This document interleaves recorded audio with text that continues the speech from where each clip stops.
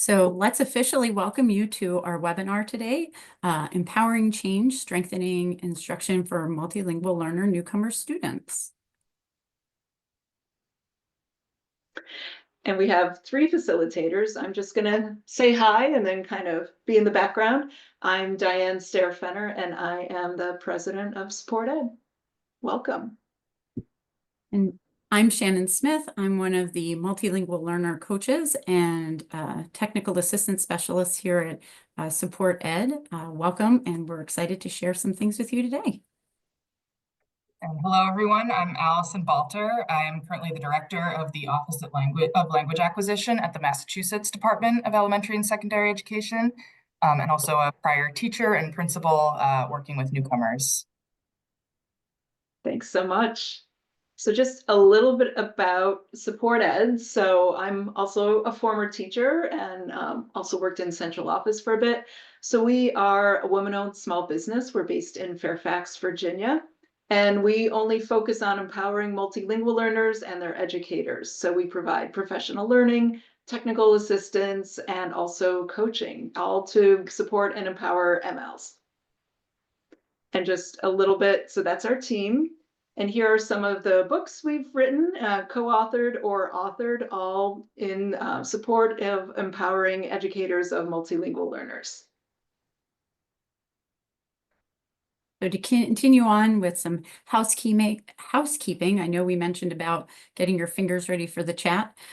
We will be interacting with it in the chat throughout the session, but if you do have questions, please don't hesitate to add them into the chat. As you've noticed, messages coming from Support Ed team will start and end with those 3 asterisks. And we'll have some time to respond to a few questions at the end of the webinar. So if we don't answer them directly throughout the webinar, we'll circle back to them at the end. And as I mentioned, I had this lovely snowy slide because we want to thank you for joining us this January as we discuss all these wonderful strategies to strengthen your programming around multilingual learner newcomer students. The webinar is going to focus on 3 big objectives: to describe the urgency to strengthen ML newcomer student instruction and programming, explore strategies and tools to assess and strengthen your programming, and then set those goals. So we'll have an opportunity to do that at the end. I know we've been sharing in the chat how to get to this session Padlet so you can explore resources. I know we'll be putting that link in there again. And Diane had shared earlier that this link will be live, so you can access it after the session as well if you want to go back and get one of those resources. You can also enter to win a copy of Unlocking Multilingual Learners' Potential, Strategies for Making Content Accessible. And you can do that right on that same page. Oh, thank you, Diane, for showing the lovely book. You can submit a raffle form to enter to win that book and to get to know a little bit about all of you. We want to kind of get a sense. We know where you're from, so you don't have to tell us where you're from, but let us know who you are, what your role is, and what you're hoping to learn. As Diane and Allison both shared that they are former teachers and administrators. I'm a former ELD teacher, instructional coach, and administrator myself before joining Support Ed. So it's nice to look at these things from all sorts of different perspectives. And I see we have some coaches, some teachers, some coordinators.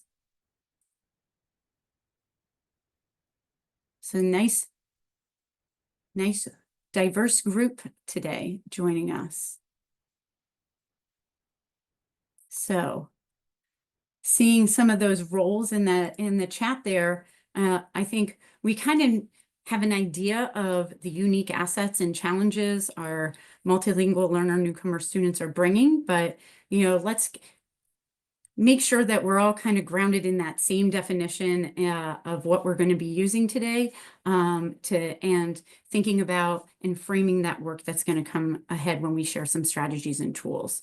So the term newcomers refers to kindergarten through 12th grade students born outside the United States who have arrived in the country in the last 3 years and are still learning English.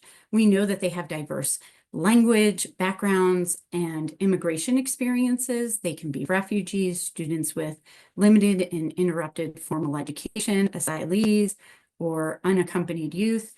And for some of you, like myself, you could be considering those newcomer students as those first year students in the US that need specialized or more specific programming than maybe those students that have a little bit more English language proficiency. So thinking about that, Allison, can you share a little bit about the newcomer students that are coming to Massachusetts and what are some strengths and challenges you and your team are seeing? Yeah, absolutely. Massachusetts has been welcoming a growing number of English learners and newcomers specifically, as I know many other states have. It's awesome to see so many people on here from different parts of Massachusetts, so I'm sure this will resonate with you and your experience. We have again, a diverse range of students. Our top 5 languages in Massachusetts are Spanish, Portuguese, Haitian Creole, Cape Verdean Creole, and Chinese dialects. And as many other states, our newcomer population shifts with global trends and things happening around the world. And so in the last 2 years, in particular, we have seen many new arrivals coming in through our emergency shelter system. Massachusetts has been one of the only right to shelter states. And so we've seen a number of folks coming in and have large shelters in hotels and other large buildings across the state. And the placement of those shelters has meant that many smaller districts in Massachusetts that haven't typically served large English learner or newcomer populations are now welcoming students and families for the first time, outside of our large urban centers like Boston or Springfield or Worcester, for example. So we've seen, even since the pandemic, increasing number of students from Brazil, Portuguese speakers from Brazil, from Central America, from the Caribbean. But in particular, especially in this last couple of years with the emergency shelter system, we've seen a large number of Haitian origin students and families who've been coming by way of South America. So maybe we're displaced by the earthquake in Haiti several years ago, moved to Chile or Venezuela, and now are making their way to Massachusetts. And one of the things that's just so amazing about this group of students and families is that they come not just speaking one language and learning a second, but they come speaking, in some cases, more than 3 languages, right? Students speak Haitian Creole at home. They started school and learned French in Haiti, and then they were learning in Spanish in Chile, for example, and now they're trilingual and coming and learning English in our schools here in Massachusetts. And so, not only are newcomers in general incredibly resilient in all of the changes that they're navigating, but it's amazing to see how the rich multilingualism that all of our students bring, and in particular this group who are coming trilingual in some cases. And I notice here, like one of the things that, we use the term multilingual learner a lot. And I know in Massachusetts, and we kept this here, is you still use that designation of English learner as well. Yeah. Yeah. So we have, had this conversation quite a bit over the past few years, and have made the decision in Massachusetts to use both the term multilingual learner as well as English learner, but to be really specific about what we mean by each of those terms. And we've actually published this in our latest guidance. And so we do use the term multilingual learner to refer to the, as a really asset-based term, right? Recognizing all the strengths, linguistic strengths that students bring. But in the broadest sense, like the umbrella term of all students who are exposed to multiple languages, right? And that could be current English learners, designated English learners. It could be former English learners, newcomers. It could be students who are learning a language through a world language class or a heritage language class. They could be in dual language or bilingual programs. And so those would be our large umbrella term of multilingual learner. But we've decided to continue to use English learner when we are referring to the group of students who meet the criteria of learning English set by federal law and our state law. And we've done that because those students, right, have certain civil rights and protections, and we want to make sure we are clear in recognizing that group of students when we're talking about them to make sure that we are meeting those rights that they're entitled to. So we're using both in very intentional ways. And I think just having that perspective of, we get to see a lot of different districts and in different states. And a few years ago, we even, wrote a little brief white paper on the differences in terminology. And, it's interesting, to hear the reasoning behind why certain terms, keeping the asset-based terminology, but then also understanding in terms of, accountability and really thinking about those students needing that designated service. So if you hear us, I'm using multilingual learner and Allison is using English learner when she talks about these things, that could be why. And we'll try to make some of that reference to maybe some things that we see from a broader, larger scale. And Allison will be sharing from like maybe a more smaller scale and the regionality of Massachusetts. Absolutely. So as we can, it's been nice to hear where you're all from. Thinking about, Allison shared some strengths and a little bit of challenges that she's been seeing there in Massachusetts. Feel free in the chat to share some of the assets that the newcomer students that you have are bringing to instruction where you are, and even maybe some challenges. You can drop that in there as well of what challenges do we need to address when educating our newcomer students. And I think this is always the first thing that people always drop in of, that eagerness to learn and unique perspectives and cultural diversity.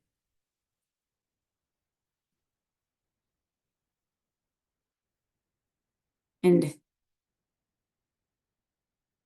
then, as we think of challenges, it's some of the lack of resources we have to be able to support students. So just in looking at some of those strengths, and I know you're going to keep chatting away in there, but just to kind of put some of these up that I kind of scrolling through a little bit got to see is you mentioned that resiliency and the ability to problem solve, that cultural diversity and that collectivist nature of strong family ties and motivation for school. I think the biggest piece that always stands out to me is these students bring a funds of knowledge that we often overlook because we see the challenges, because maybe those funds of knowledge we don't see how they're directly translating to our American school culture. But if we can leverage that and help students make those connections, they thrive. And then looking at some of those characteristics that sometimes make us think of those challenges. Some of them are, which I think we've seen here too, that, depending on where students are coming, they've had maybe some feelings of stress, isolation, frustration. They're mastering that language while learning content skills. Allison, you even shared some of that possible trauma of, depending on the route students are coming or why they're coming to our schools, and possibly some interrupted schooling. So they can face some of that, cultural dissonance. But again, we have that collectivist cultural background that we can leverage too, which I always think, many of our students, our newcomer students coming, they, have a leg up from some of our monolingual students that may not have that collectivist background. They're already having a 21st century skill of wanting to work together to solve problems. So with all of this, I think about all the things that you've been doing, Allison, in Massachusetts to strengthen programming and support for educators around their newcomer students. Yeah, and it's been quite a journey, and we're really excited about all the work that we've been able to do. And I'll just sort of voice over these three groups of supports that we've been focusing on. And this work really all started, I would say, coming out of the pandemic, and that's about the time that I joined the department. And one of the first things I heard as I was talking to leaders around the state was that they were really looking for more support to meet the needs of their growing newcomer population.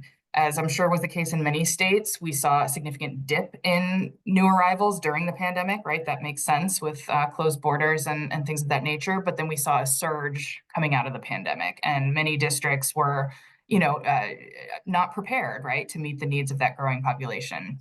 And in particular, we heard from a number of districts who were welcoming more students with limited or interrupted formal education, which was probably exacerbated by the pandemic as well.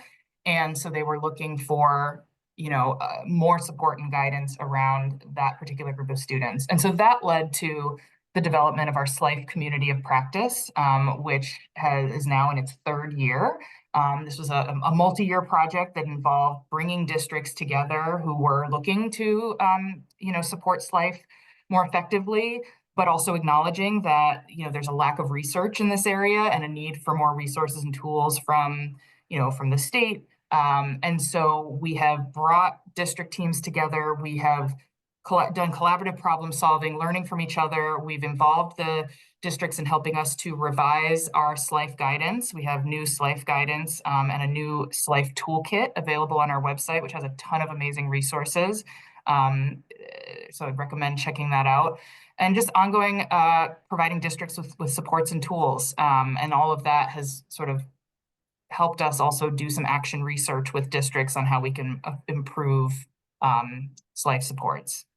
As I mentioned earlier, we've also seen in the last 2 years a number of districts across our state welcoming newcomers through the emergency shelters for the first time and really not having that infrastructure in place to meet their needs. And so to address that need, we have brought together a number of partners, including Support Ed has been instrumental in this work, to provide professional learning for those districts, to bring them together in a different type of community of practice, and providing just individual technical assistance and consultation to help them build that infrastructure that they need. And most recently, we have really identified through our data that high schools in particular have been a place where we need to think differently about how we support newcomers, right? Our high school newcomers are coming in with double, triple the challenge, right, of their English speaking peers, right? They're learning the language, they're learning content, and they're learning rigorous content in a new language, and sometimes coming in with interrupted education as well. And so we've brought together a cohort of high schools that are really focusing on equitable access for newcomer students, and they're looking at all of the components of high school programming that can contribute to that, from schedules to staffing to program design. And so, these are just some examples of the sort of robust set of services and supports that we're trying to provide the field and develop them alongside with the field. And just really want to, again, echo that appreciation for Support Ed, because you all have been partners with us in all three of these buckets of work and really helping us to shape what these supports look like for our districts.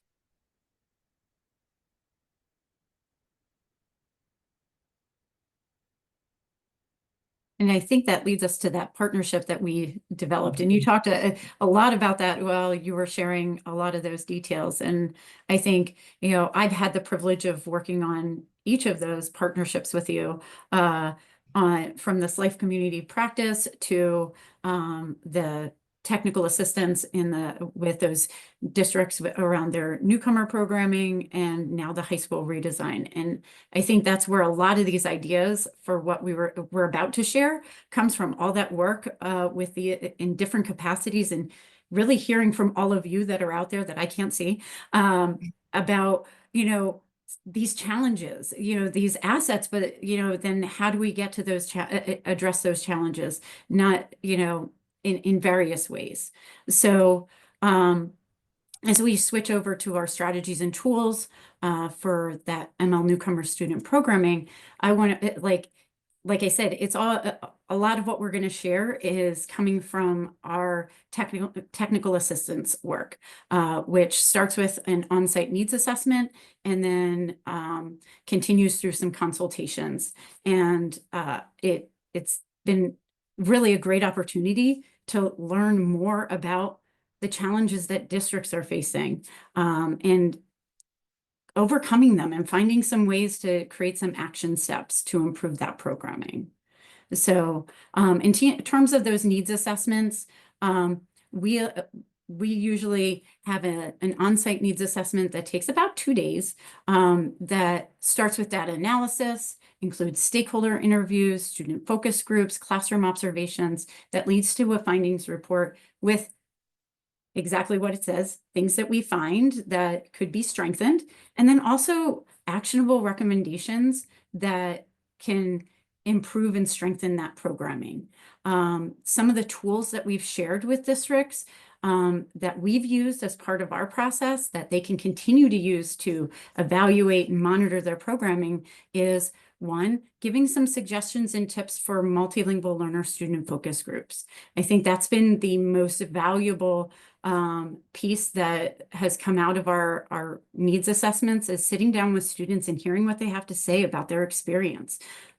Whether it's, their experience when they were first enrolling in the school and to what their instruction is like, having them have an opportunity to have their voice heard and feel like a valued stakeholder, especially with the secondary schools, middle school and high schoolers being able to share those ideas with us.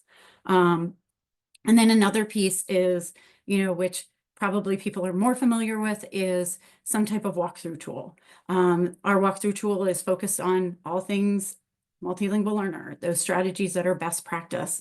And, just sharing something to get districts and schools started if they don't have a tool like this geared specifically for multilingual learners has really helped them to keep focused on what instruction, should look like for their multilingual learners, and maybe some next steps that they can take in terms of maybe resources that need to be adapted, or just how can we improve our professional learning. And Allison, one, I do know that you have in Massachusetts your own Look Force that help with, a similar tool, but, geared and developed there in Massachusetts.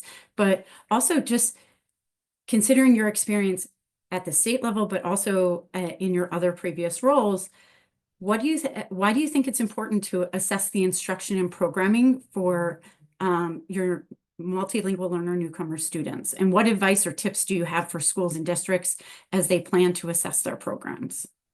Yeah, absolutely. It's such a great question. And there's so many reasons, right? I think going through that reflective process of unpacking, like, what does our program look like, both from an instructional standpoint as well as an operational standpoint, is so important.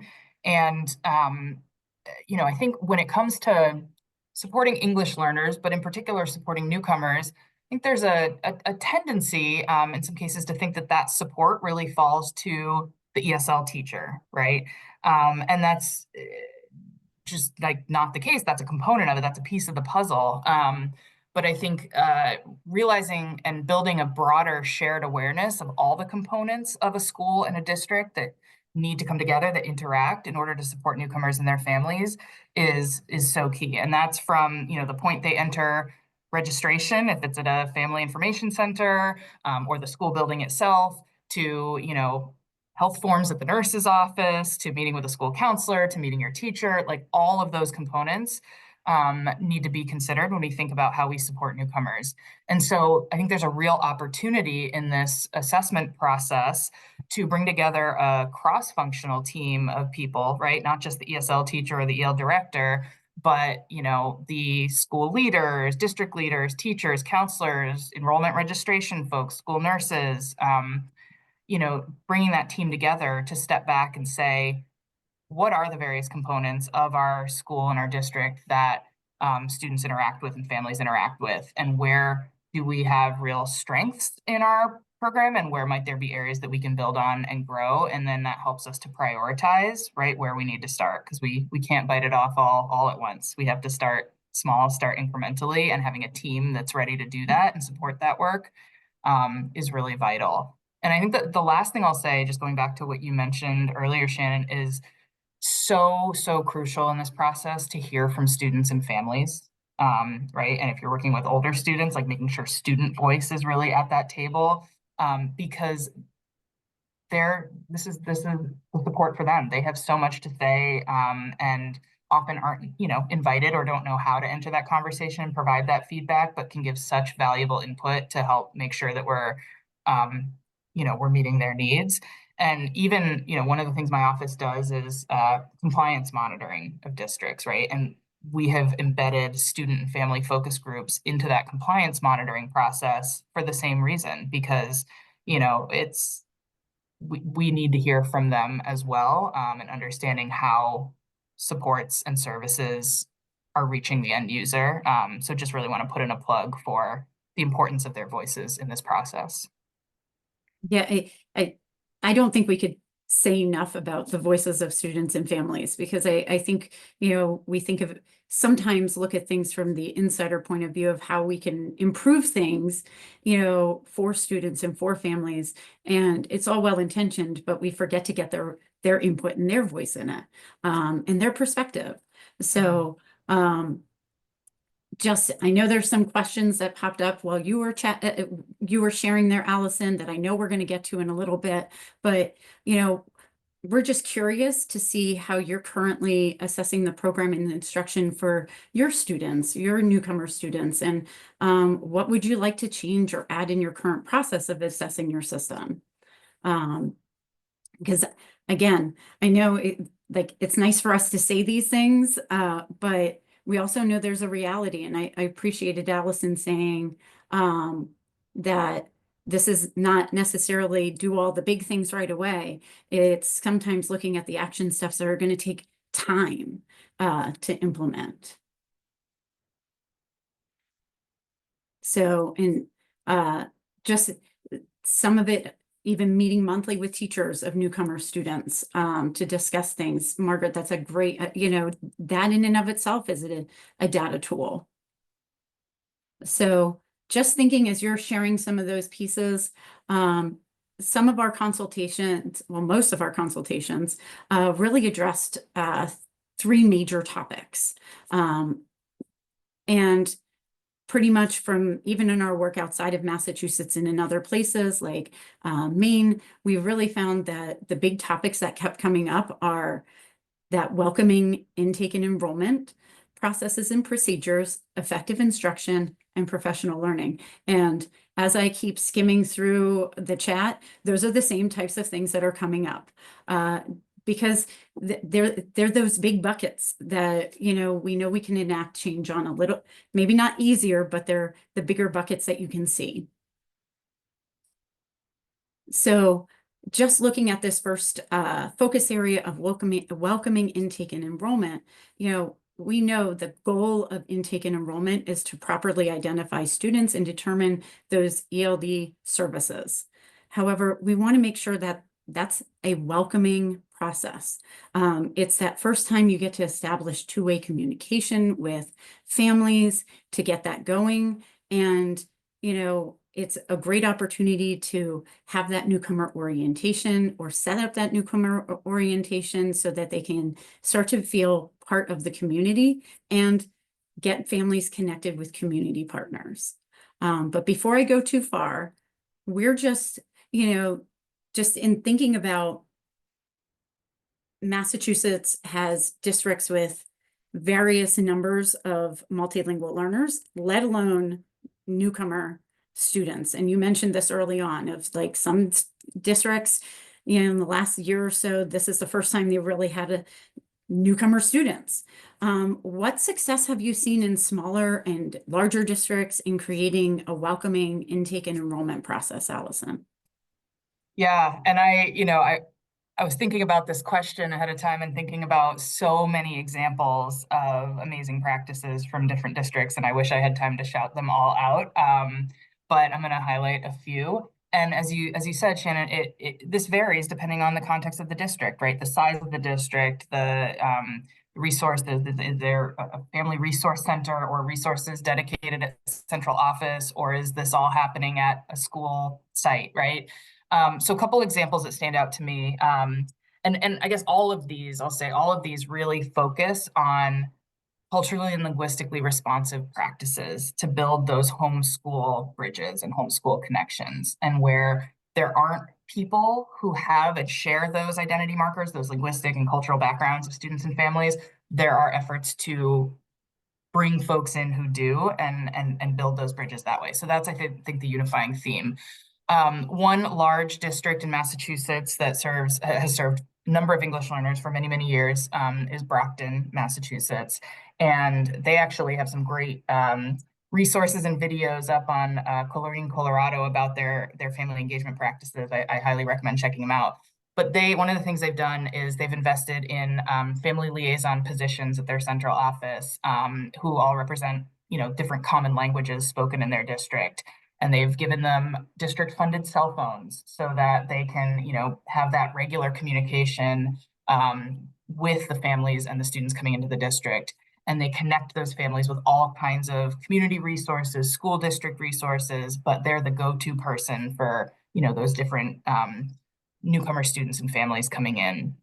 We've got smaller districts, again, some of those newer districts that have not had that type of big infrastructure that Brockton's had. And an example of that I'll throw out is Newburyport. And I actually think I saw Newburyport on here. So shout out to you if you are on here still.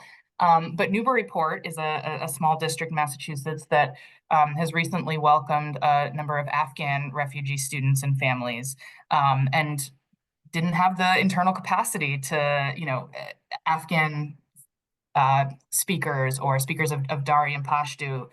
And so they had to figure out, like, how do we find these resources when they're not here in our district? And they've been able to connect with organizations and interpreters who they've been able to bring in remotely to support conversations with students and families, and have just been so proactive in finding those resources to communicate with students and families in their preferred language.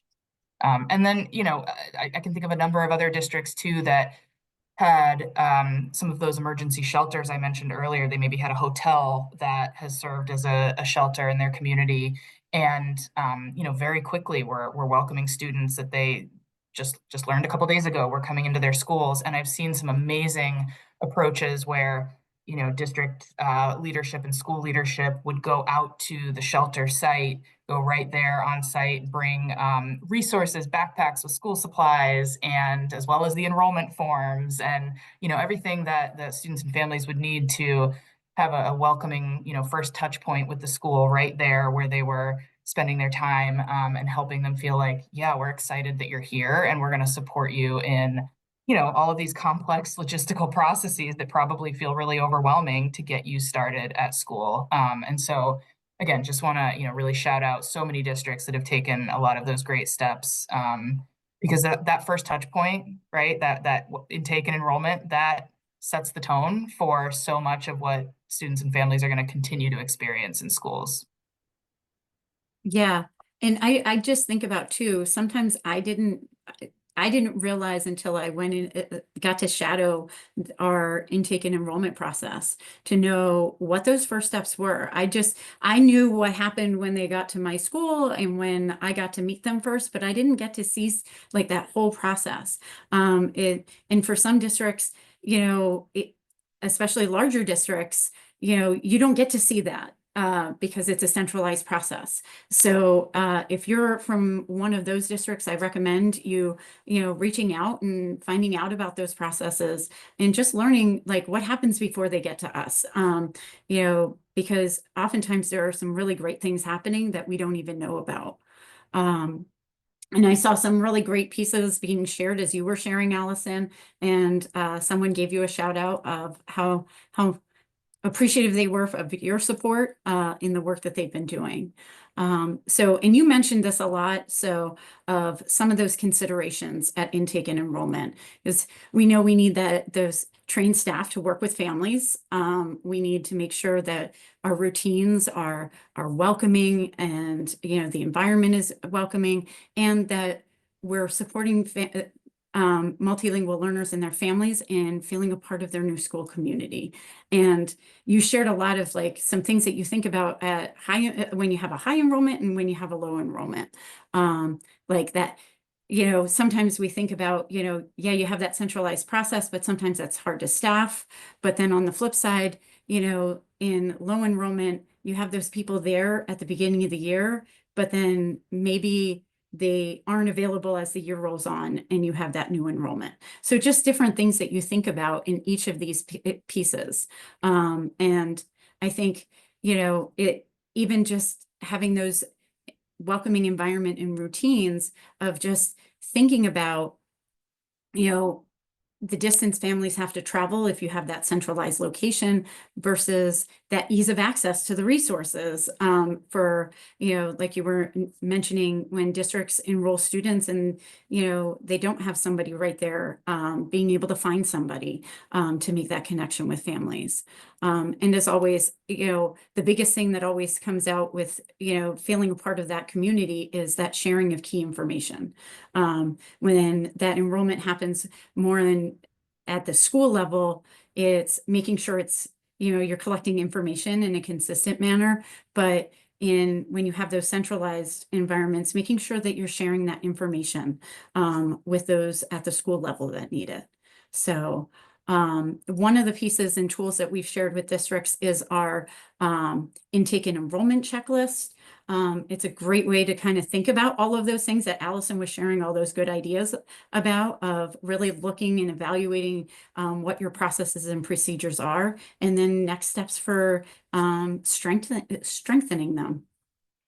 So, and I think this was our next big hot topic item, I think, that was scrolling through the chat earlier on, was effective instruction. I feel like this topic and the next topic always go hand in hand, but again, looking at the instruction first, that there's different program designs, and I saw somebody sharing some things about like moving to more push-in co-teaching models and what that looks like. But at the heart of everything is some key features. Our multilingual learner newcomer students really are,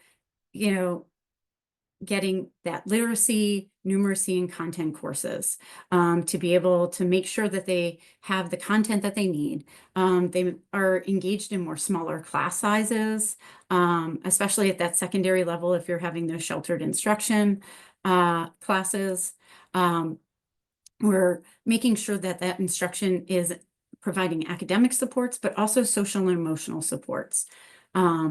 Especially now that we've been supporting with some high school redesign cohort, flexible scheduling, that, sometimes these are the students that may need to be hand scheduled rather than letting the master schedule. AI is a beautiful thing, but we may need to give them a little extra love and hand scheduling them rather than letting the system push them out into a general schedule. And it gives some flexibility for some block scheduling, things like that.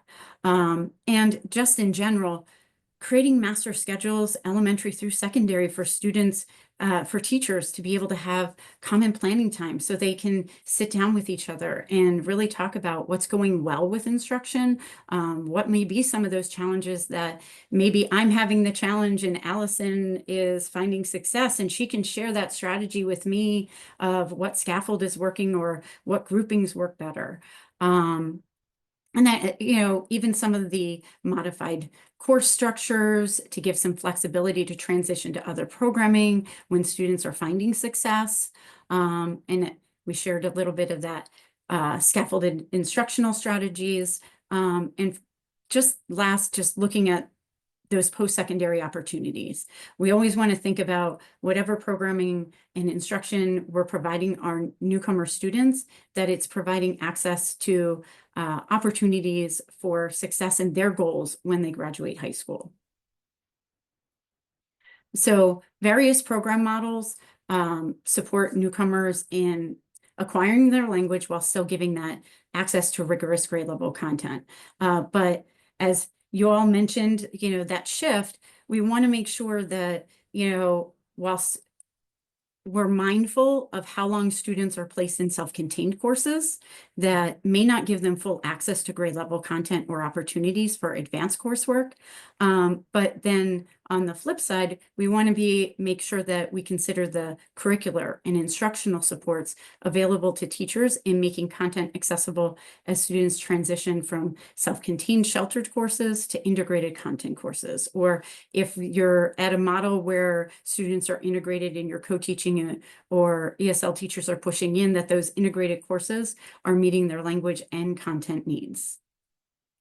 So one resources that we put together was a synthesis of information on program types and instructional models shared by the U.S. Department of Education in the English Learner Toolkit, the Migration Policy Institute, and REL West. And it really takes that big, broad stroking national view of what different multilingual learner program types are out there, what are the ELD instructional models, and some considerations for selecting the right program type. However, your state may support specific program types and instructional models, so it's really important to know your state policies around multilingual learner programming. And I think, Allison, you can probably speak to that better than all of us in your role from a state perspective on how it's important to see some of this guidance, but then look at it from the lens of your state. Yeah, absolutely. I echo that. And one strategy, I know we shared a lot of, that walkthrough tool, which again can be used to continue to monitor effective instruction. But another tool strategy that we've found that is very eye-opening is ML shadowing. In the spring, a few of the districts that we worked with participated in some newcomer shadowing of following one of their ML newcomer students throughout their day to see what instruction was like, how much were they engaging in the content, how much were they participating.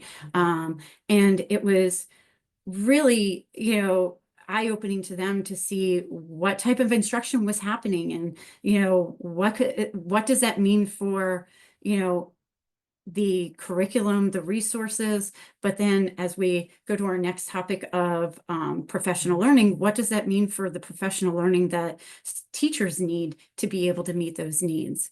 It was a wonderful way to kind of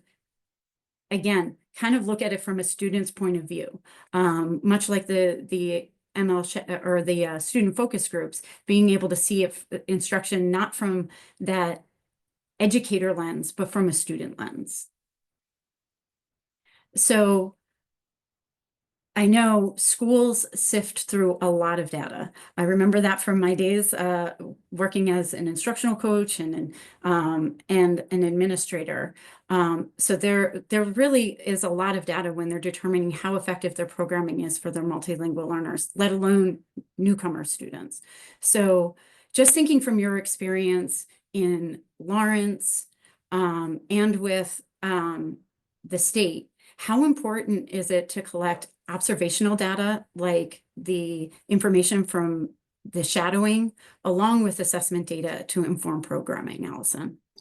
Yeah, I mean, I can't emphasize it enough. It's so important. And, unfortunately is often, not the thing that we prioritize because it's not the piece that's required for accountability or what have you. But that assessment data is really only a small piece of the puzzle and a small part of the story. And it doesn't tell the whole story or give us the whole picture about, why a student might be doing better in one class or content area than another, what that student's holistic experience is like throughout our day, or what other aspects of their experience outside of the classroom might impact the cognitive load they experience, or whether, you know, their affective filter is raised or lowered.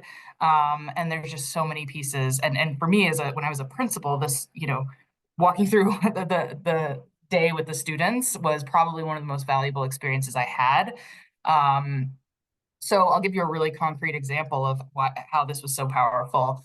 I was a principal at the high school level, and a common challenge in high schools in particular, right, is that students go from one class to another, and often those classes have completely different expectations, you know, different teacher styles, you know, expectations as basic as like where to find the agenda or the homework for the day on the board might be totally different in one class than another class. Um, Teacher expectations, whether you raise your hand to talk, whether you don't, right, might be different from class to class. And with newcomers in particular, we have to remember that they are taking on so much that is new, the new content, the new language, new cultural norms. And so when we as a school layer on that additional newness of, you know, new and different expectations from across 7, 8 different classes that a student goes to throughout the day, we are just adding another layer of cognitive demand for that student that really, you know, they have to wrestle with that first before they can get into the cognitive demand of the content learning and the language learning. And so that's something that when you see that, when you walk through a day with a student and you see those differences and those challenges, it helps illuminate why a student might, you know, withdraw, why they might get more tired by the end of the day, right? And it can help us step back as a school and say, what can we do to alleviate that? For example, can we meet as a grade level team or a school team to reflect what are, you know, our expectations across classrooms? Where can we create more consistency in terms of expectations, rituals, resources that we use? Where are there more opportunities to make cross classroom connections, right, in content and learning experience? And how can that contribute to supporting newcomers, but I would argue all students? So I think that's just like one example of how that shadowing and that observational or that street data can be so rich to meet our students' needs. Yeah, recently, I think that was a lot of the conversation that came up with at least one district that I worked with in the spring is, you know, they started to see some of those same things of, oh my goodness, like after walking a day in the student's shoes, or even just a period or two, it was, I can see why this is frustrating, or, you know, why they may be struggling a little bit because of the barriers we're putting in without even knowing. And, you know, it was nice to then go to another school and see how they put some of those planning structures in place so that they could collectively create some of those same routines and procedures so that as their newcomers are going from one class to the next, some things are a little different, but there are similar routines that they can rely on. So it's being able to see some of that observational data that isn't the crunching the numbers, so to speak. I think some of you have been commenting a little bit about the shadowing in the chat, but just thinking about how could you integrate a strategy, you know, like ML shadowing, or to inform effective instruction, or what other informal data do you have that helps to inform your instruction?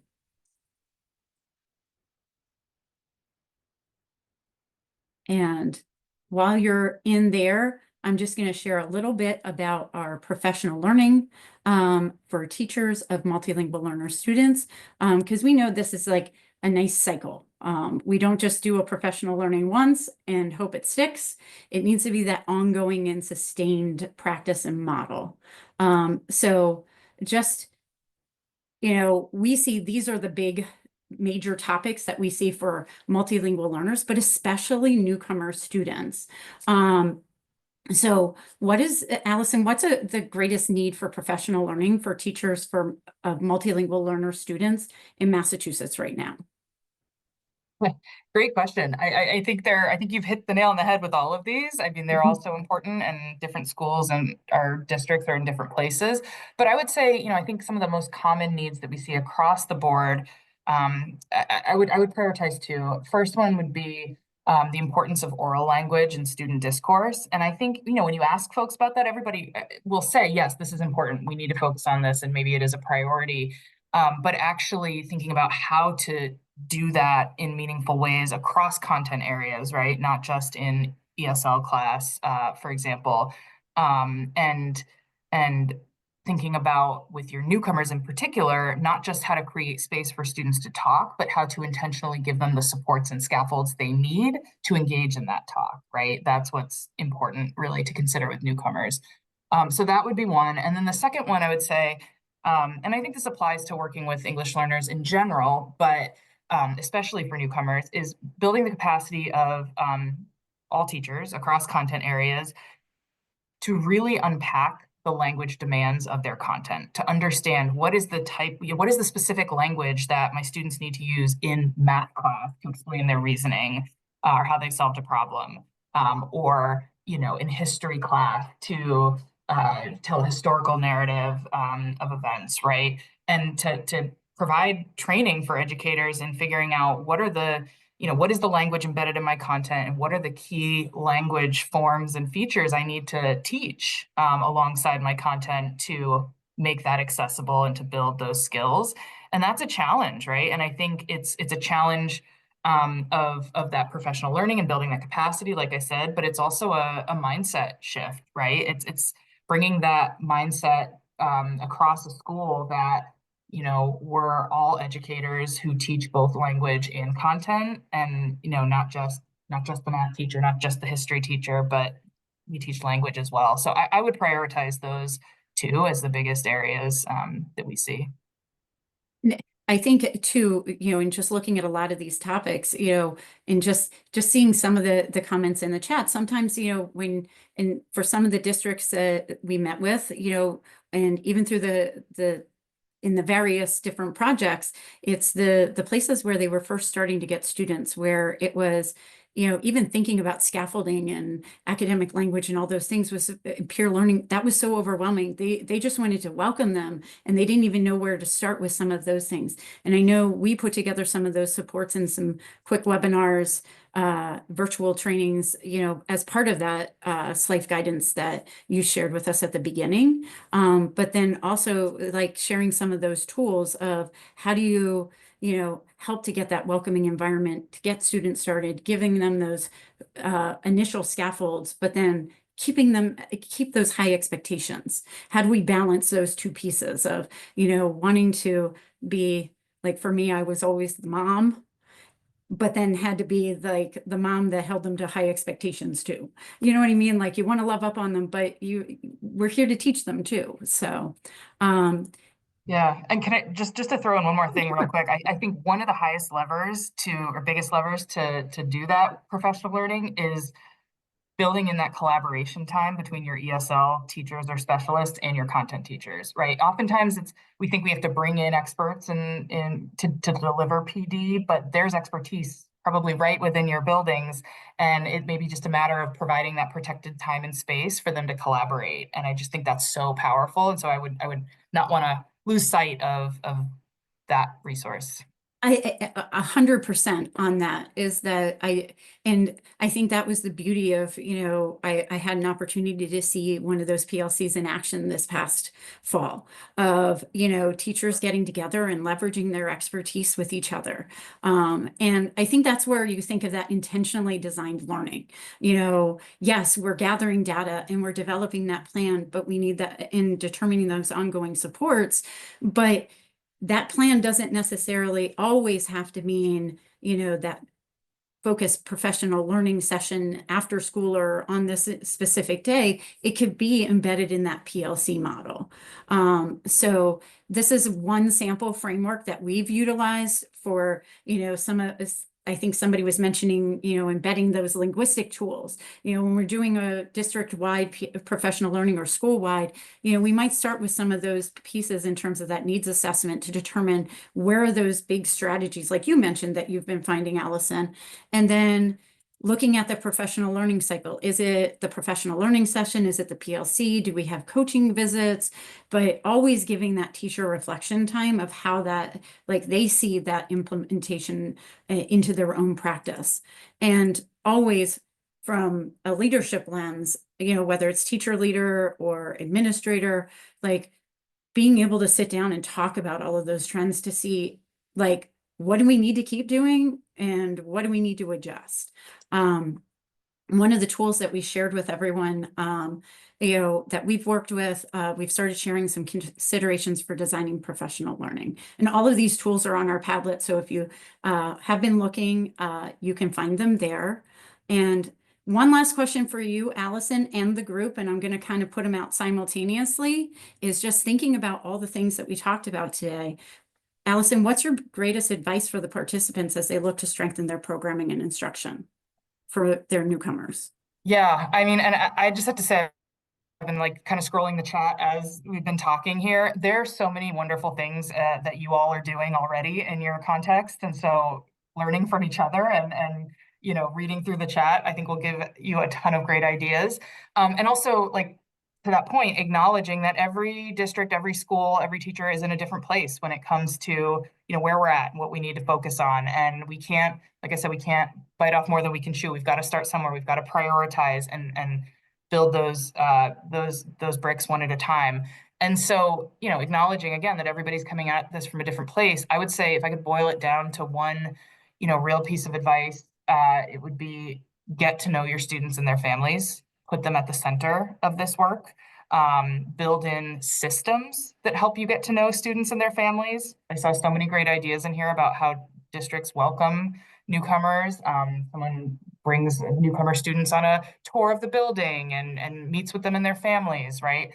And then engage with those families and students alongside community partners and cultural brokers and bring them in to help, you know, help give you feedback on, you know, how things are going and what we can do better. And I think that just helps build this mentality of shared responsibility, right? We all have a role to play in helping to meet the needs of our newcomers, and that's the families, the students, the leaders, the teachers, the school nurses.